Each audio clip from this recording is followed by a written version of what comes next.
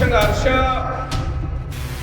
बिल्कुल मैं समझना कि अगर नरैक मोड़ से खड़ा ये लड़ाई है जी बड़ी उस मोड़ से खड़ी है जे अभी पिछे हट के समझ लो असं तबाह हो जाएंगे जे असं अगे बढ़ के समझ लो सरकार के हक साडे लोग वाले मैं गल कर रहा हूँ कोई छट लग्या बहुत समा हो गया 84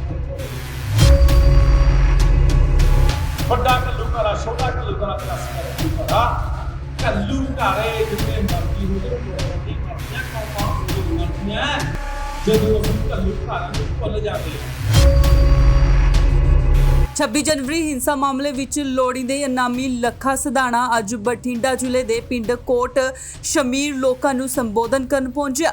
ਲੱਖੇ ਦੀ ਆਮਦ ਸੰਬੰਧੀ ਪਹਿਲਾਂ ਹੀ ਜਾਣਕਾਰੀ ਹੋਣ ਕਾਰਨ ਪੁਲਿਸ ਵੱਲੋਂ ਸਖਤ ਸੁਰੱਖਿਆ ਪ੍ਰਬੰਧ ਕੀਤੇ ਗਏ ਸਨ।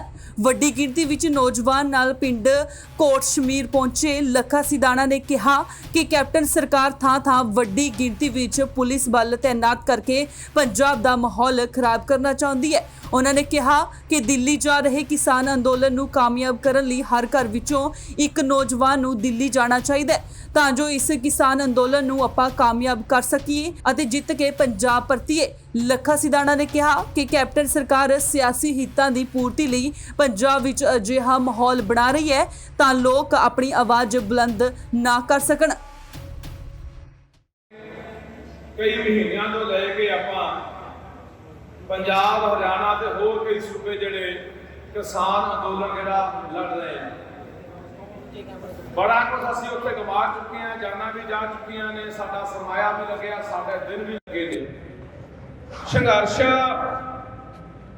बिल्कुल मैं समझना कि अगर नरैक मोड़ ते खड़ा ये लड़ाई है जिहड़ी बड़ी उस मोड़ ते खड़ी है जे असीं पिछे हट के समझ लो असं तबाह हो जाएंगे जे असं अगे बढ़ के समझ लो सरकार ने खत्म हो जाना।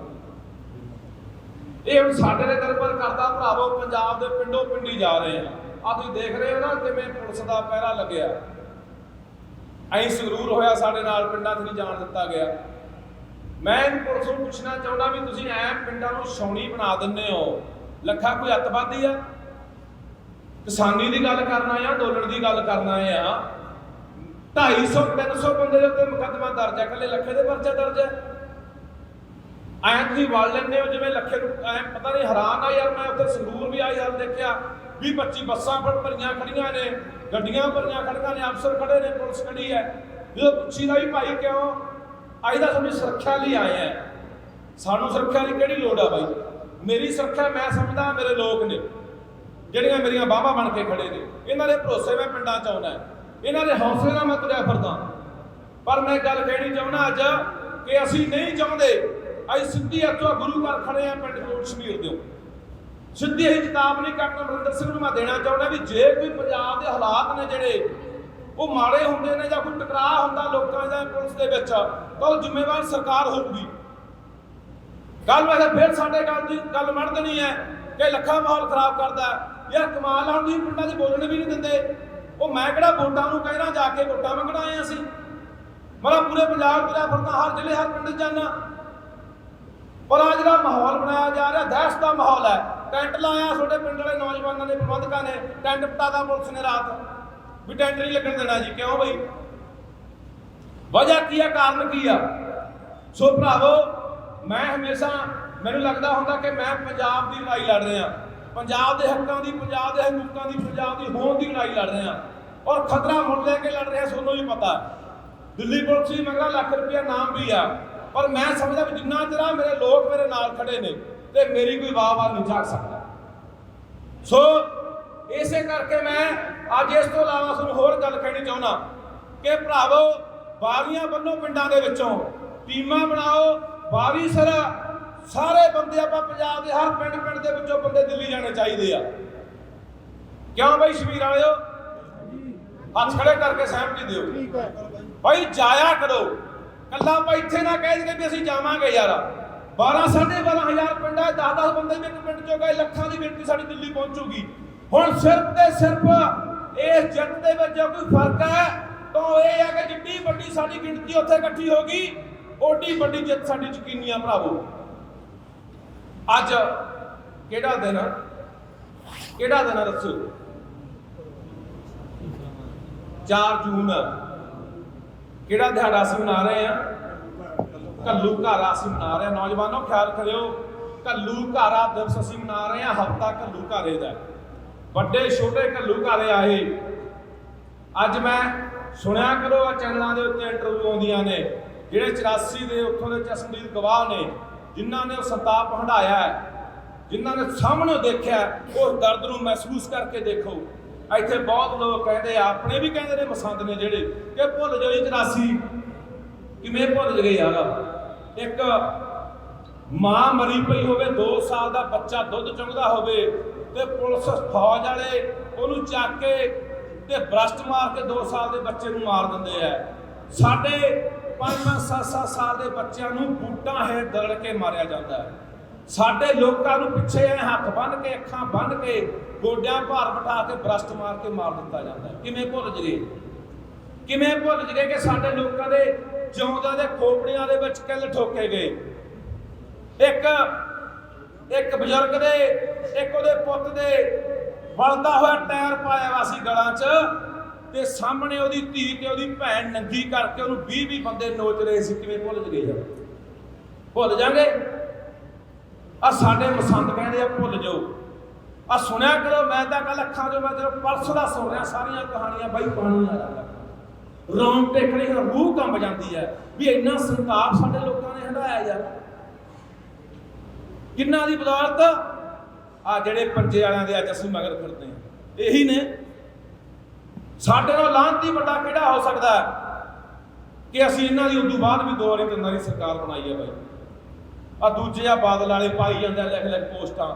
ਬਹੁਤ ਵੱਡਾ ਸੰਤਾਪ ਆ ਜੀ, ਬੜਾ ਘੱਲੂਘਾਰਾ ਹੋਇਆ ਜੀ, ਕੌਮ ਨਾਲ ਬੜਾ ਨੁਕਸਾਨ ਹੋਇਆ ਕੌਮ ਦਾ। ਕਰਾਉਣ ਵਾਲੇ ਕੌਣ ਸੀ ਬਾਈ? ਚਿੱਠੀਆਂ ਕੌਣ ਲਿਖਦਾ ਸੀ ਬਾਈ ਇੰਦਰਾ ਗਾਂਧੀ ਨੂੰ? KPS ਗਿੱਲ ਨਾਲ ਮੁਲਾਕਾਤਾਂ ਕੌਣ ਕਰਦਾ ਸੀ ਬਾਈ? ਬਾਦਲ। ਕਿੱਥੇ ਗਈਆਂ ਸਾਡੀਆਂ ਜ਼ਮੀਨਾਂ ਤੇ ਸਾਡੀਆਂ ਅੱਖਾਂ, ਸਾਡੀਆਂ ਗੈਰਤਾਂ ਯਾਰ?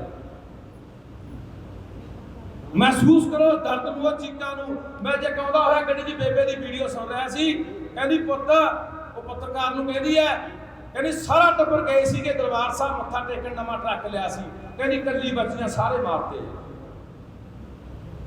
ਕੀ ਕਸੂਰ ਸੀ ਮਜ਼ਲੂਮ ਲੋਕਾਂ ਦਾ ਬਈ? ਆ ਸਾਡੇ ਲੋਕ ਦਾੜਿਆਂ ਵਾਲੇ, ਗਾਤਰਿਆਂ ਵਾਲੇ, ਮੈਂ ਗੱਲ ਕਰਦਾ ਹੁੰਦਾ, ਉਹ ਛੱਡ ਰੱਖਿਆ, ਬਹੁਤ ਸਮਾਂ ਹੋ ਗਿਆ 84 ਨੂੰ, ਹੁਣ ਭੁੱਲ ਜਗੇ।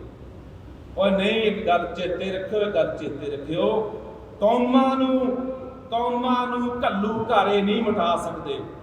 ਬਥੇਰੇ ਘੱਲੂਘਾਰੇ ਚੱਲੇ ਅਬਦਾਲੀ ਵਰਗਿਆਂ ਦੇ, ਜਦੋਂ ਗਿਣਤੀ ਦੇ ਸਿੰਘ ਰਹਿ ਗਏ, ਸਾਡੀਆਂ ਮਾਵਾਂ, ਸਾਡੇ ਬਜ਼ੁਰਗ, ਸਾਡੇ ਨੌਜਵਾਨ ਬੱਚੇ ਤੱਕ ਮਾਰ ਦਿੱਤੇ ਗਏ ਸੀ। ਵੱਡਾ ਘੱਲੂਘਾਰਾ, ਛੋਟਾ ਘੱਲੂਘਾਰਾ, 84 ਦਾ ਘੱਲੂਘਾਰਾ। ਘੱਲੂਘਾਰੇ ਜਿੰਨੇ ਮਰਜ਼ੀ ਹੋ ਜਾਣ, ਕੌਮਾਂ ਨਹੀਂ ਮਰਦੀਆਂ। ਕੌਮਾਂ ਉਦੋਂ ਮਰਦੀਆਂ ਜਦੋਂ ਅਸੀਂ ਘੱਲੂਘਾਰਿਆਂ ਨੂੰ ਭੁੱਲ ਜਾਂਦੇ ਹਾਂ, ਉਹ ਦਰਦ ਨੂੰ, ਉਹ ਚੀਸ ਨੂੰ ਭੁੱਲ ਜਾਂਦੇ ਆ, ਉਹ ਤੜਫ ਨੂੰ ਭੁੱਲ ਜਾਂਦੇ ਆ।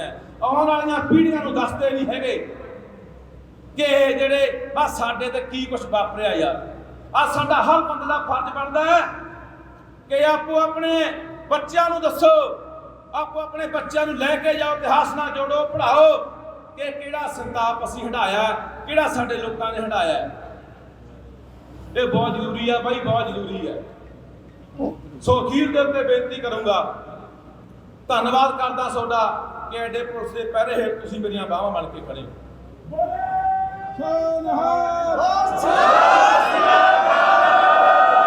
ਤੁਹਾਡਾ ਪਿਆਰ, ਤੁਹਾਡਾ ਸਤਿਕਾਰ, ਤੁਹਾਡਾ ਸਾਥ ਨਹੀਂ ਮਿਲਦਾ ਰਿਹਾ। ਪੰਜਾਬ ਦੇ ਕੱਲੇ ਕੱਲੇ ਪਿੰਡ 'ਚ ਜਾਊਂਗਾ ਜੀ,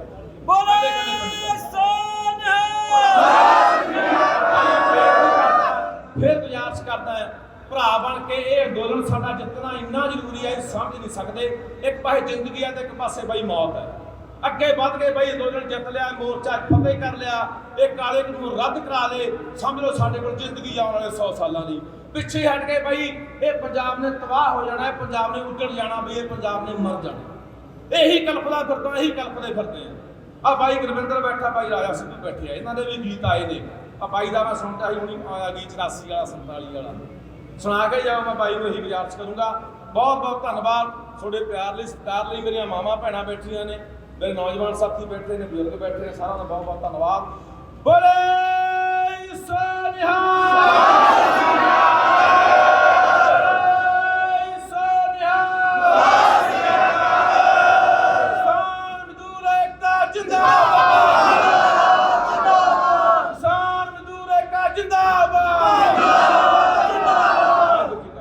ਬਠਿੰਡਾ ਤੋਂ ਰਾਕੇਸ਼ ਸ਼ਰਮਾ, ਇੰਡੋਜ਼ ਟੀਵੀ, ਆਸਟ੍ਰੇਲੀਆ।